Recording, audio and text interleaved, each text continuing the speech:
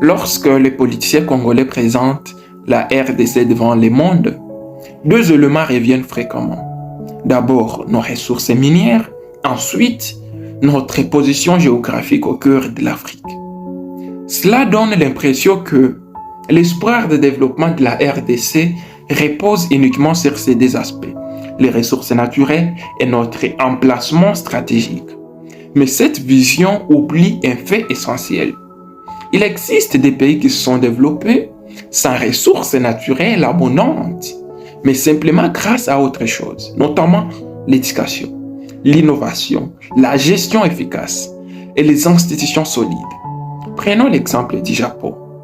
Le Japon est un pays qui n'a pas de ressources naturelles, mais qui a su transformer son peuple en une force de travail exceptionnelle, basée notamment sur la technologie et l'innovation.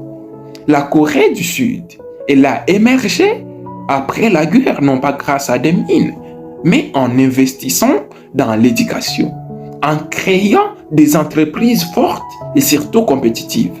Le Singapour, avec presque aucune ressource naturelle, est devenu un hub économique mondial grâce uniquement à une vision claire, à une gestion rigoureuse et à des politiques d'infrastructure et d'éducation qui font aujourd'hui sa force. Mais chez nous en RDC, nous avons tendance à penser que tout se résume à ce qu'il y a sous nos pieds, les cobaltes, les cuivres, les coltans, de l'or et qu'en sais-je encore. Mais pendant ces temps, nous négligeons l'élément essentiel qui permet à un pays de se développer. C'est la capacité à transformer ses ressources en valeur durable.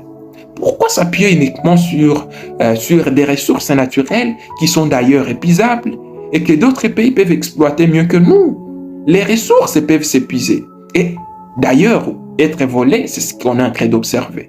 Mais l'intelligence et la gestion d'un peuple sont inépuisables. Le véritable défi pour la RDC aujourd'hui n'est pas d'exploiter davantage nos mines, mais de transformer nos richesses naturelles en richesses humaines, en richesses institutionnelles. J'insiste là-dessus. Les richesses institutionnelles. Un pays ne peut se développer uniquement grâce à des ressources naturelles, mais grâce à l'éducation de ses citoyens, à la stabilité des institutions et surtout à la transparence de sa gouvernance, mais également à l'innovation. La RDC a un immense potentiel, mais ce potentiel ne se trouve pas uniquement sous nos terres.